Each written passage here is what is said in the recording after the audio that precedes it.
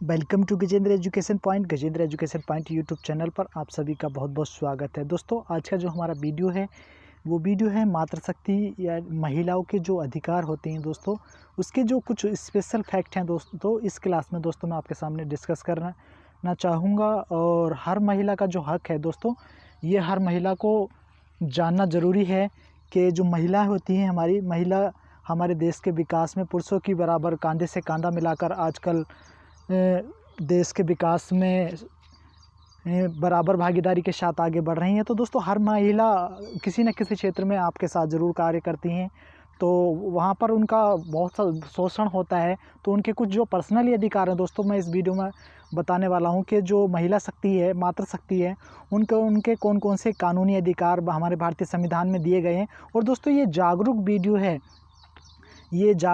है, इस वीडियो को आपको ज़्यादा से ज़्यादा शेयर करना है, ताकि जो हमारी मातृशक्ति है, महिलाएं हैं, वो अपने अधिकारों को दोस्तों पहचान सकें और उनका शोषण ना हो, क्योंकि वो भी तो एक प्रकार की मानव जाति के लिए देश की सेवा करती हैं।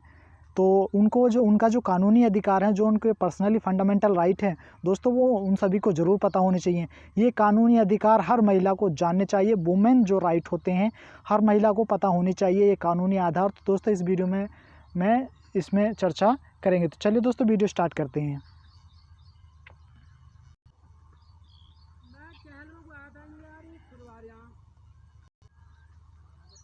तो हमारे जो पहले अधिकार हैं, जो पहले फंडामेंटल राइट हैं, जो आपको पता होने चाहिए, तो पहला है, शादीशुदा या अविवाहित स्त्रियां अपने साथ हो रहे अन्याय व प्रताड़ना को घरेलू हिंसा कानून के अंतर्गत दर्ज कराकर उसी घर में रहने का अधिकार पा सकती हैं जिसमें वे रह रही हैं।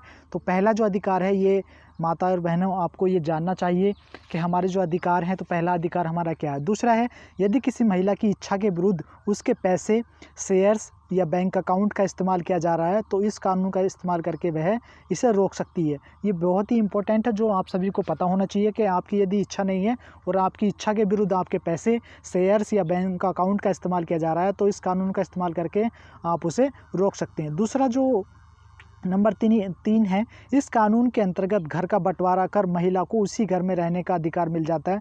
मतलब आप चाहे तो इस कानून का उपयोग कर सकते हैं। इस कानून के अंतर्गत घर का बंटवारा कर महिला को उसी घर में रहने का अधिकार मिल जाता है और उसे प्रताड़ित करने वालों को उससे बात तक न करने की इजाज़त नहीं दी जाती। जो मतलब घर में स्त्रियों को प्रताड़ित करते हैं, उनके लिए दोस्तों ये सज़ा का प्रावधान हो सकता है। नंबर 4 है, विवाहित होने की स्थिति में अपने बच्चे की कस्टडी और मानसिक शारीरिक प्रताड़ना का मुआवजा मांगने का भी उसे अधिकार है। ठीक है, तो 4 जो है वेरी इंपॉर्टेंट है। विवाहित होने की स्थिति में अपने बच्चे की कस्टडी, मतलब अपने बच्चे को आप अपनी कस्टडी में रख सकते हैं। और अगर आपको कोई मानसिक प्रताड़ना कर रहा है कोई, या शारीरिक प्रताड़ना या शारीरिक चोट पहुंचा रहा है, तो उसके लिए आप मुआवजा मांगने का भी अधिकार आपको है। तो ये अधिकार दोस्तों आपको पता होनी चाहिए। नंबर 5 है, घरेलू हिंसा में महिलाएं खुद पर हो रहे अत्याचार। घरेलू जो हिंसा होती हैं, घरेलू हिंसाओं में महिलाओं ये खुद पर हो रहे अत्याचार के लिए सीधे न्यायालय से गुहार लगा सकती हैं। इसके लिए वकील को लेकर जाना ज़रूरी नहीं है, आप सीधे मतलब अप्लाई कर सकते हैं, जिसमें मजिस्ट्रेट आपके बयान दर्ज कराएगा, उसके द्वारा भी आप अपनी बात को रख सकते हैं। अपनी समस्या के निदान के लिए पीड़ित महिला वकील, प्रोटेक्शन ऑफिसर और सर्विस प्रोवाइडर में किसी एक को साथ ले जा सकती हैं और चाहे तो खुद ही अपना पक्ष दोस्तों रख सकती हैं। जो लेडीज़ होती हैं, जो महिलाएं होती हैं, वो अगर चाहें तो अपना पक्ष खुद ही रख सकती हैं, उसमें वकील की भी आवश्यकता नहीं है, अगर वो इस तरह की कानून या वकालत जानती हैं। लेकिन सबसे पहली बात तो ये है कि आप लोगों को ये अधिकार पता होनी चाहिए ना। बहुत सी हमारी माता बहनें ऐसी हैं जो ऑफिसों में काम करती हैं, घरों में काम करती हैं, बहुत सारी प्रताड़नाओं का शिकार हैं, मानसिक शोषण का शिकार हैं। ठीक है, तो उनको अपने अधिकार जानने चाहिए। जब तक आपको ये अधिकार पता नहीं होंगे, तब तक आप किसी के खिलाफ आवाज़ कैसे उठाएंगे। ये आज का भारत है, ये नया भारत है, आपको जागना होगा। मेरी माताएं बहनों, जो भी ये फंडामेंटल राइट है आपको पता होने चाहिए। आपको ये सब चीज़ें पता होने चाहिए, जिससे कि आप किसी भी अत्याचार के खिलाफ एक बुलंद आवाज़ उठा सके। लेकिन एक बुलंद आवाज़ आप तभी उठा सकते हैं जब तक आपको ये अधिकार पता होंगे। 6 है, भारतीय दंड संहिता 498 के तहत किसी भी शादीशुदा महिला को दहेज के लिए प्रताड़ित करना कानूनी अपराध है। दहेज जो मांगते हैं, वो कानून 498 के तहत। तो इसीलिए जो जिनकी शादी हो गई है, उनको ये अनुच्छेद जरूर याद होना चाहिए, 498 भारतीय अनुच्छेद दंड आर्टिकल 498, ये आपको याद होना चाहिए। यदि आपसे कोई आपके घर में या आपके ससुराल में, ठीक है, या आपके से कोई इस प्रकार की मांग करता है दहेज की, तो आप इस आईपीसी के तहत आप इस पर मुकदमा कर सकते हैं। भारतीय दंड संहिता 498 के तहत किसी भी शादीशुदा महिला को दहेज के लिए प्रताड़ित करना कानूनी अपराध है। आप दोषी की सज़ा के लिए कोर्ट में लाए या सज़ा पाने की अवधि बढ़ाकर आजीवन इसकी कर दी गई है, ठीक है। अगर कोई ऐसा करता है तो पहले इसकी सज़ा कुछ सज़ा थी, लेकिन अब जो इसको सज़ा जो बढ़ाकर वो आजीवन कारावास कर दी गई। तो मेरी माताएं बहनें, अगर ये मेरी वीडियो देख रही हैं तो इस वीडियो को शुरू से लगा के अंत तक ज़रूर देखिएगा। और सबसे मेन चीज़ बात है, एक महिलाओं की जागरूकता के लिए भी मेरे द्वारा वीडियो बनाए जा रहे हैं, ठीक है। और ये सारी कानूनी प्रक्रियाएं हैं जो मैं आपको इस वीडियो में बता रहा हूं, तो इसलिए बिल्कुल भी एक भी पॉइंट आप स्किप ना कीजिएगा। और सबसे बड़ी बात है, इस वीडियो को ज़्यादा से ज़्यादा महिलाओं में आपको शेयर करना है। दोस्तों, ये Gajendra education point YouTube channel एक पहला ऐसा चैनल है जो महिलाओं के लिए उनके जो विशेष अधिकार है उस पर पहली बार आपके लिए संकलन करके मैं ये अधिकार लाया हूँ। तो इसलिए आप इस वीडियो को ज़्यादा से ज़्यादा लाइक कीजिएगा। अगर चैनल अभी तक आपने सब्सक्राइब नहीं किया तो चैनल को भी सब्सक्राइब कर लीजिएगा। महिलाओं के जो कानूनी 50 अधिकार हैं, मैं आप इस वीडियो में उसकी चर्चा कर देख रहे हैं। 7वां जो आपका अधिकार है, हिंदू विवाह अधिनियम 1995 के तहत निम्न परिस्थितियों में कोई भी पत्नी अपने पति से तलाक ले सकती है। पहली पत्नी होने के बावजूद पति द्वारा दूसरी शादी करने पर, पति के 7 साल तक लापता होने पर, परिणय संबंधों में संतुष्ट न कर पाने पर, मानसिक या शारीरिक रूप से प्रताड़ित करने पर, धर्म परिवर्तन करने पर, पति को गंभीर या लाइलाज बीमारी होने पर, यदि पति ने पत्नी को त्याग दिया हो, उन्हें अलग रहते हुए 1 वर्ष से अधिक समय हो चुका है, तो ऐसे जो हिंदू अधिनियम 1995 है, इसके तहत जो मैंने ये कंडीशन बताई हैं, तो आप इसमें तलाक ले सकते हैं, ठीक है। दोस्तों, मेरा जो ये वीडियो का मकसद है आपको भड़काना नहीं है, ये केवल आपके कानूनी अधिकार हैं। अगर आप एक पढ़े लिखे समाज में रहते हैं, एक ऐसे समाज में रहते हैं, तो उसके लिए आपको ये सब पता होना बहुत ज़रूरी है। नेक्स्ट है, यदि 8वां जो है, यदि पति बच्चे की कस्टडी पाने के लिए कोर्ट में पत्नी से पहले याचिका दायर कर दे, यदि पति जो है बच्चे की कस्टडी पाने के लिए कोर्ट में पत्नी से पहले याचिका दायर कर दे, तब महिला को बच्चे की कस्टडी में प्राप्त करने का पूर्ण अधिकार है। यदि कोर्ट में मामला, अगर आपने तलाक आपका हो चुका है और आपके बच्चे हैं और आप चाहते हैं कि बच्चा मेरे साथ रहे, ठीक है, तो चाहे पति ने आपसे पहले अपनी जो याचिका दायर कर दी है, ठीक है, आप उससे तो उसका जो बच्चे का कस्टडी का अधिकार है वो भी आपको प्राप्त होगा। लेकिन ज़रूरत है आप सबकी मानसिकता की, आप सबकी इस जागरूकता की, आप सबके इन अधिकारों को पता होने की। 9 नंबर है, तलाक के बाद महिला को गुजारा भत्ता, स्त्री धन और बच्चों की कस्टडी पाने का अधिकार भी होता है, लेकिन इसका फैसला साक्ष्यों के आधार पर अदालत ही करती है। अगर आप इस प्रकार का कोई मुकदमा लगाते हैं अपने पति के खिलाफ, ठीक है, तो स्त्री धन और बच्चों की कस्टडी पाने का जो अधिकार होता है वो मान्य जो सर्वोच्च न्यायालय होते हैं या उच्च न्यायालय होते हैं, उनके द्वारा ही मेरी माताओं बहनों, इस प्रकार की जो आधार होता है वो अदालत का अंतिम फैसला होता है। नेक्स्ट है, पति की मृत्यु या तलाक होने की स्थिति में महिला अपने बच्चों की संरक्षक बनने का दावा कर सकती है। यदि किसी के पति की मृत्यु हो जाती है, ठीक है, या तलाक होने की स्थिति में, तो जो बच्चे होते हैं उसका जो गार्जियंस है वो संरक्षक बनने के लिए महिला दावा कर सकती है। 11 है, भारतीय कानून के अनुसार गर्भपात कराना, भारतीय कानून के अनुसार गर्भपात कराना गर्भ अपराध की श्रेणी में आता है, लेकिन गर्भ की वजह से यदि किसी महिला के स्वास्थ्य को खतरा हो तो वह गर्भपात करा सकती है। ऐसी स्थिति में उसका गर्भपात वैध माना जाएगा। साथ ही कोई व्यक्ति महिला की सहमति के बिना उसे गर्भपात के लिए बाध्य नहीं कर सकता है। यदि वह ऐसा करता है तो महिला कानूनी दावा कर सकती है। हाँ, यदि आपकी पार्टनर है, ठीक है, आप उसके साथ कोई भी शारीरिक संबंध उसकी मर्ज़ी के बिना नहीं बना सकते हैं, ठीक है। और जो ये बहुत ही इम्पोर्टेंट है, जो आपको जानना ज़रूरी है, इसलिए मैं एक बार इसको रिपीट करता हूँ कि भारतीय कानून के अनुसार भारतीय कानून, यदि वह ऐसा करता है तो महिला कानूनी दावा कर सकती है। तो इसलिए ये जानना आपके लिए बहुत ज़रूरी है। बार बार तलाक की याचिका पर शादीशुदा स्त्री हिंदू मैरिज एक्ट के सेक्शन 24 के तहत गुजारा भत्ता ले सकती है। तलाक लेने के निर्णय के बाद सेक्शन 25 के तहत परमानेंट एलिमनी लेने का भी प्रावधान है। विधवा महिला यदि दूसरी शादी नहीं करती हैं तो वे अपने ससुर से मेंटेनेंस पाने का अधिकार रखती हैं। इतना ही नहीं, यदि पत्नी को दी गई रकम कम लगती है तो वह पति को अधिक खर्च देने के लिए बाध्य भी कर सकती हैं।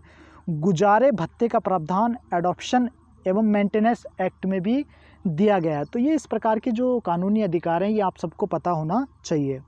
बात कर लेते हैं 13वें की सीपीआरपीसी सेक्शन 125 के अंतर्गत पत्नी को मेंटेनेंस, जो कि भरण पोषण के लिए आवश्यक है, का अधिकार मिला हुआ होता है।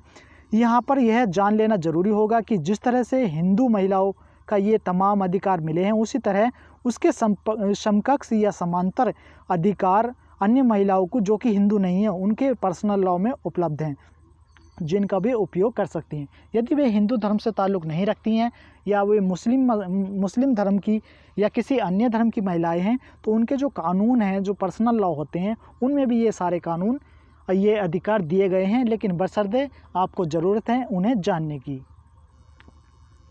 14वां है लिव इन रिलेशनशिप में महिला पार्टनर को वही दर्जा प्राप्त होता है जो किसी विवाहिता को मिलता है। ठीक है, लिव इन रिलेशनशिप का मतलब आप सभी जानते होंगे, इसको मुझे बताने की कोई ज़्यादा आवश्यकता नहीं है। तो मेरी माताएं बहनें अगर ये वीडियो देख रही हैं तो चैनल को अभी तक आपने अगर सब्सक्राइब नहीं किया तो चैनल को सब्सक्राइब कर लेना, क्योंकि ये वीडियो जो है आपके लिए, आपकी आवश्यकताओं के लिए बनाई जा रही है, आपको जागरूक करने के लिए बनाई जा रही है। तो इसलिए वीडियो को ज़्यादा से ज़्यादा जहाँ तक हो शेयर कीजिएगा, क्योंकि आपके एक शेयर से किसी को अधिकार मिल सकता है, किसी का शोषण होने से किसी को बचाया जा सकता है। लिव इन रिलेशनशिप संबंधों के दौरान यदि पार्टनर अपनी जीवन साथी को मानसिक या शारीरिक प्रताड़ना दे तो पीड़ित महिला घरेलू हिंसा जो कानून है उसका सहारा ले सकती है। 16 है लिव इन रिलेशनशिप से पैदा हुई संतान वैध मानी जाएगी और उसे भी संपत्ति हिस्सा पाने का अधिकार होगा। 17 है पत्नी के जीवित रहते हुए यदि कोई पुरुष दूसरी महिला से लिव इन रिलेशनशिप रखता है तो दूसरी पत्नी को भी गुजारा भत्ता पाने का अधिकार है। ठीक है, यदि कोई अगर पहली उसकी शादी है और दूसरी को भी अगर वो ऐसा रखता है तो उसको वो जो गुजारा भत्ता है वो मांगने के लिए अधिकार है। 18 है प्रसव से पूर्व गर्भस्थ शिशु का लिंग जांचने वाले डॉक्टर और गर्भपात कराने का दावा बनाने वाले पति दोनों को ही अपराधी करार दिया जाएगा।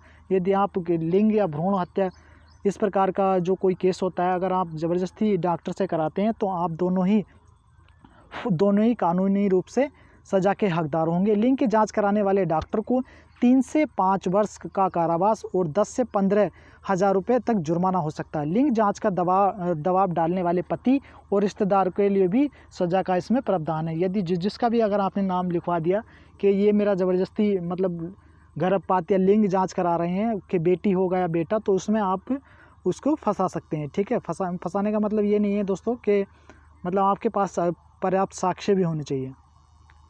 19 है 1955 हिंदू मैरिज एक्ट के सेक्शन 26 के अनुसार पत्नी अपने बच्चे की सुरक्षा, भरण पोषण और शिक्षा के लिए भी निवेदन कर सकती है। 20वां है Hindu adoption and section act के तहत कोई भी वयस्क विवाहित या अविवाहित महिला बच्चे को गोद ले सकती है, ये भी उसको अधिकार है। तो आप इन्हें 20 अधिकार आपने जान लिए हैं। अब नेक्स्ट अधिकार आगे जानते हैं। यदि महिला विवाहित है तो पति की सहमति के बाद ही बच्चा गोद ले सकती है। मतलब यदि वो महिला विवाहित है, ठीक है, और उसके पति की इच्छा नहीं है तो बिना पति की इच्छा के वो अपना मतलब जो बच्चा गोद अडॉप्ट करते हैं वो बिना पति की बच्चा अडॉप्ट नहीं कर सकते हैं। ठीक है, दाखिले के लिए स्कूल के फॉर्म में पिता का नाम लिखना अब अनिवार्य नहीं है। ठीक है, जैसे आपसे पूछा जाता है कि पिता का नाम है, तो अब जो भारत सरकार ने ये नियम चेंज कर दिया है, तो ये वेरी इंपॉर्टेंट क्वेश्चन है। दाखिले के लिए स्कूल के फॉर्म में पिता का नाम लिखना अब अनिवार्य नहीं है। बच्चे की माँ या पिता में किसी भी एक अभिभावक का नाम लिखना ही पर्याप्त है। ज़मीन जायदाद से जुड़े ये अधिकार हैं। ठीक है, तो आप इस प्रकार के ये जो कानून है ये बहुत ही इम्पोर्टेंट कानून है, लेकिन जागरूकता की कमी होने के कारण आप सभी इसके बारे में नहीं जानते हैं। तो दाखिले के लिए स्कूल के फॉर्म में पिता का नाम लिखना अब अनिवार्य नहीं है। बच्चे की माँ या पिता में किसी भी एक अभिभावक का नाम लिखना ही पर्याप्त है। ज़मीन जायदाद से जुड़े अधिकार। अब बात कर लेते हैं 23 की। विवाहित या अविवाहित महिलाओं को अपने पिता की संपत्ति में बराबर विवाहित या अविवाहित महिलाओं को अपने पिता की संपत्ति में बराबर हिस्सा पाने का हक है। इसके अलावा हिंदू बहू अपने ससुर से गुजारा भत्ता व संपत्ति में हिस्सा पाने का भी हकदार रहती है। जो हिंदू धर्म के अकॉर्डिंग जो जैसे कि 3 भाई और 1 बहन है, तो अगर वो चाहे तो आपसे संपत्ति बंटवारा भी कर सकती है, लेकिन ऐसा करती नहीं है कोई भी बहन अपने भाई से इतनी संपत्ति, ठीक है। लेकिन अगर वो चाहे तो इस प्रकार के नियम है, ठीक है। नेक्स्ट है 24, हिंदू मैरिज एक्ट 1955 के सेक्शन 27 के तहत पति और पत्नी दोनों की जितनी भी संपत्ति है उसके बंटवारे की भी मांग पत्नी कर सकती है। इसके अलावा पत्नी के अपने स्त्री धन पर भी उसका पूरा अधिकार रहता है, ठीक है। नेक्स्ट है 25, 1954 के हिंदू मैरिज एक्ट में महिलाएं संपत्ति में बंटवारे की मांग नहीं कर सकती थी। जो 1954 का मैरिज एक्ट था, 1954 का जो हिंदू मैरिज एक्ट में महिलाएं संपत्ति के बंटवारे की मांग नहीं कर सकती थी, लेकिन अब कॉर्पोरेशनरी राइट के तहत उन्हें अपनी दादाजी या अपने पुरखों द्वारा अर्जित संपत्ति में भी अपना हिस्सा पाने का पूरा अधिकार है। यह कानून सभी राज्यों में लागू हो चुका है और कामकाजी महिलाओं के लिए ये अधिकार हो सकता है। अब नेक्स्ट चलते हैं। हाँ, industrial dispute act rule 5 schedule 5 के तहत यौन संपर्क के प्रस्ताव को न मानने के कारण कर्मचारी को काम से निकालने व अन्य लाभों से वंचित करने पर कार्यवाही का प्रावधान है। समान काम के लिए महिलाओं को पुरुषों के बराबर वेतन पाने का भी अधिकार है। समान अगर आप काम करती हैं, ठीक है, ये अधिकार उन ऑफिस की महिलाओं के लिए। यदि आप समान कार्य करती हैं तो समान काम के लिए महिलाओं को पुरुषों के बराबर वेतन पाने का जो अधिकार है वो भी इसमें आप पा सकती हैं। 28 है धारा 66 के अनुसार, ये वेरी 27 वाला जो पॉइंट है वेरी इंपॉर्टेंट पॉइंट है, आपको जानना बहुत ज़रूरी है। 28 है धारा 66 के अनुसार सूर्योदय से पहले, धारा 66 के अनुसार सूर्योदय से पहले सुबह 6 बजे और सूर्यास्त के बाद शाम 7 बजे के बाद काम करने के लिए महिलाओं को बाध्य नहीं किया जा सकता। यदि आप किसी ऑफिस में वर्क करते हैं, ठीक है, यदि आप किसी ऑफिस में वर्क करते हैं तो 28 धारा 66 के अनुसार सूर्योदय से पहले मतलब 6 बजे से पहले और सूर्योदय के बाद शाम 7 बजे के बाद आपको काम करने के लिए कोई भी ऑफिस में बाध्य नहीं कर सकता है। ये आपके लिए जानना बहुत ज़रूरी है। 29, भले ही उन्हें ओवर टाइम दिया जाए, लेकिन कोई महिला यदि शाम 7 बजे के बाद ऑफिस में ना रुकना चाहे तो उसे रोकने के लिए बाध्य नहीं किया जा सकता। यदि अगर महिला की इच्छा है तो ओवर शिफ्ट में काम कर सकती है, लेकिन उसको ज़रूरी बाध्य नहीं किया जा सकता है, ठीक है। तो ये जानना भी आपके लिए बहुत ज़रूरी है कि सुबह 6 बजे से और शाम 7 बजे के बाद आपको ज़बरदस्ती बाध्य नहीं किया जा सकता है। 30 है ऑफिस में होने वाले उत्पीड़न के खिलाफ महिलाएं शिकायत दर्ज करा सकती हैं। यदि आपका शारीरिक या मानसिक शोषण हो रहा है और आप किसी ऑफिस में काम करती हैं, आप किसी कॉलेज में काम कर सकती हैं, तो आपके लिए ऑफिस में होने वाले उत्पीड़न के खिलाफ महिलाएं इसमें जो आपकी शिकायत है दर्ज करा सकती हैं। अब नेक्स्ट है